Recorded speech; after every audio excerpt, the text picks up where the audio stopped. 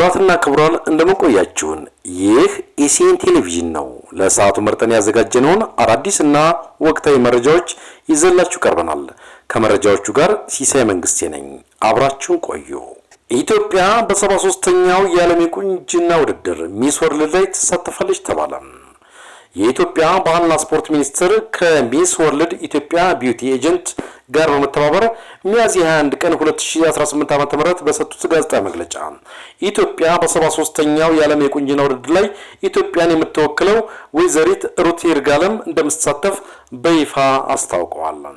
በአዲሱ የባህልና ስፖርት ሚኒስቴር ቢሮ አዳራሽ በተሰጠው በዚህ መግለጫ ላይ የባህልና ስፖርት ሚኒስትሩ አቶ ነብዩ ባዬ፣ የሚስ ወርልድ ዳይሬክተር ገነት ጸጋዬ እና የሚስ ወርልድ አሸናፊዋ ሚስ ሩት ይርጋለም ተገኝተው በጋራ መግለጫውን ሰጥተዋል። በመግለጫውም የኢትዮጵያን ባህል ታሪክና ገጽታ ለዓለም ለማስተዋወቅ ውድድሩ ትልቅ እድል እንደሚፈጥርም ተብራርቷል። በዘንድሮ በቪየትናም አስተናጋጅነት የዓለም የቁንጅና ውድድር ላይ ከ130 በላይ አገራት የሚሳተፉ ይሆናል ተብሏል። ኢትዮጵያን ወክላ በቪየትናም የምትወዳደረው ሞዴል የተመረጠች ሲሆን ስለ ውድድሩ ሂደትና ዝግጅት ማብራሪያ ተሰጥቷል። ሚኒስትር ዴታው አቶ ነብዩ ባዬ በመግለጫው ላይ እንደተናገሩት መንግስት እንዲህ ያሉ አገራዊ ገጽታን የሚገነቡ ኩነቶችን እንደሚደግፍና ተፎካካሪዋም የኢትዮጵያን ባህላዊ እሴቶች በሚገባ እንድታንጸባርቅ ዝግጅት መደረጉንም ጠቁመዋል። የሚስ ወርልድ ኢትዮጵያ ቢዩቲ ኤጀንት በበኩሉ ኢትዮጵያ በዓለም አቀፍ መድረክ ያላትን ተሳትፎ ለማጠናከርና የአገሪቱን የቱሪዝም ሀብቶች ለማስተዋወቅ ይህ ውድድር ወሳኝ መሆኑንም ገልጸዋል። የአልማዝ ዴንታል ላቦራቶሪ አዳዲስ የጥርስ ሕክምና ቴክኖሎጂዎችን አስተዋወቀ።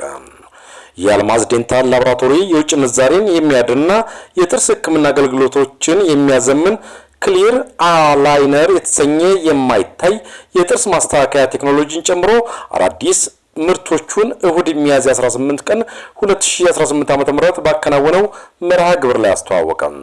የድርጅቱ መስራችና ዋና ስራ አስኪያጅ አቶ ይታየው ተስፋዬ በእለቱ እንደገለጹት ላቦራቶሪው ከተመሰረተባቸው ያለፉት 3 ዓመታት ጀምሮ የተለያዩ አርቲፊሻል ጥርሶችን ለሀገር ውስጥ ክሊኒኮች ሲያቀርብ ቆይቷል። አሁን ግን በዋነኝነት የአልማዝ አላይነር የተሰኘውና የተወላገዱ ጥርሶችን ያለምንም ብረት ብሬስ በፕላስቲክ ቁሳቁስ ብቻ ማስተካከል የሚያስችለውን አዲስ ቴክኖሎጂ በሀገር ውስጥ ማምረት መጀመሩንም አብስረዋል። አቶ ይታየው አክለውም እንዲህ አሉ። ቴክኖሎጂው ቀደም ሲል ሙሉ በሙሉ ወደ ውጭ ሀገር ተልኮ የሚሰራ በመሆኑ ለከፍተኛ የዶላር ወጪና ለጊዜ መጓተት ይዳረግ ነበር። አሁን ግን በሀገር ውስጥ መመረቱ እነዚህን ችግሮች ከመቅረፉ ባለፈ ለሌሎች ላቦራቶሪዎች መፈጠርም አርአያ ሆኗል ብለዋል። ድርጅቱ ከአላይነር በተጨማሪ 5 አዳዲስ ምርቶችን ለገበያ አቅርበዋል።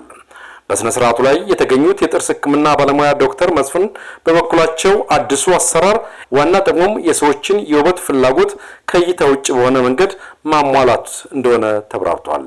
የውጭ ምንዛሬን ከማዳኑ ባለፈ በዋጋ ረገድም ተመጣጣኝና ለታካሚዎች ምቾት የሚሰጥ በመሆኑ እኛም በክሊኒካችን አገልግሎቱን ለታካሚዎች ማስተዋወቅ እንጀምራለን ሲሉ የቴክኖሎጂውን ፋይዳ አስረድተዋል። ሌላኛው የዘርፉ ባለሙያ የዶክተር አቤል ስፔሻሊቲ ዴንታል ክሊኒክ ባለቤት ዶክተር አቤል መሰለ ላቦራቶሪው በሀገር ውስጥ የሚኖሩ በሐኪሙና በቴክኒሻሉ መካከል ያለውን ግንኙነት እንደሚያቀላጥፈው ተናግረዋል። ዶክተር አቤል እንዲህ አሉ። ቀደም ሲል በዲኤችኤል ወደ ውጭ የምንልካቸው ስራዎች ላይ ስህተት ቢኖር ለማስተካከል ሳምንታትን ይፈጅ ነበር። አሁን ግን እዚሁ በ2 እና 3 ቀናት ውስጥ ስራዎችን ማጠናቀቅ መቻል ለታካሚዎች ትልቅ እፎይታ ነው ብለዋል። በመርሃ ግብሩ ላይ ከሀገር ውስጥ ባለሙያዎች በተጨማሪ ታዋቂው ህንዳዊ የጥርስ ሐኪም ዶክተር ኤምኬም በቪዲዮ የታገዘ ሙያዊ ገለጻ የሰጡ ሲሆን የአልማዝ ዴንታል ላቦራቶሪም በቀጣይ የዲጂታል ጥርስ ሕክምናን ይበልጥ ለማስፋፋትና ዓለም የደረሰበት ደረጃ ላይ ለመድረስ እንደሚሰራ አስታውቀዋል። የአልማዝ ዴንታል ላቦራቶሪ ስያሜውን ያገኘው የመስራቾቹን እናት ስም ለመዘከር ሲሆን የጥርስ ሕክምና ውጤቶችን ለሀገር ውስጥ ገበያ እያቀረበ ይገኛል ተብሏል። የዶክሳ ኢቨንትስ የ4 ቀናት ስኬታማ የሥራ ክንውን ምን ይመስል ነበር? በኢትዮጵያ የሪል ስቴት አልሚዎች ማህበር ባለቤትነት እንዲሁም በከተማ መሰረተ ልማት ሚኒስቴርና በአዲስ አበባ ከተማ መስተዳደር ከፍተኛ ድጋፍ የተዘጋጀው አዲስ አፍሪካ ሪል ስቴት ኤክስፖ 2026 በድምቀት መጠናቀቁን አዘጋጁ ዶክስ ኢቨንትስ አስታውቋል። ከሚያዝያ 15 እስከ ሚያዝያ 18 ቀን 2018 ዓ.ም በሳይንስ ሙዚየም በተካሄደው በዚህ ኤግዚቢሽን ላይ 28 ድርጅቶች የተሳተፉ ሲሆን ጎን ለጎንም የምስራቅ አፍሪካ የሪል ስቴት ቀጠናዊ ጉባኤ በኤሌሊ ኢንተርናሽናል ሆቴል በታላቅ ስኬት ተካሂዷል። ከነዚህ ኩነቶች በተጨማሪ ከኬንያ፣ ታንዛኒያ፣ ሩዋንዳና ናይጄሪያ የመጡ የዘርፉ አልሚዎችና ተመራማሪዎች የአዲስ አበባን እድገትና ለኢንቨስትመንት ያለውን ምቹነት እንዲገነዘቡ መደረጉ ተነግሯል።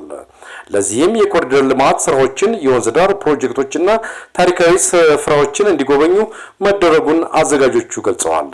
ይህ መርሃ ግብር ኢትዮጵያን የአፍሪካ የሪል ስቴትና የኢንቨስትመንት ማዕከል አዲስ አበባን ደግሞ የቱሪስቶችና የባለሀብቶች መዳረሻ ለማድረግ እንደመነሻ እንደሚሆን ታምኖበታል።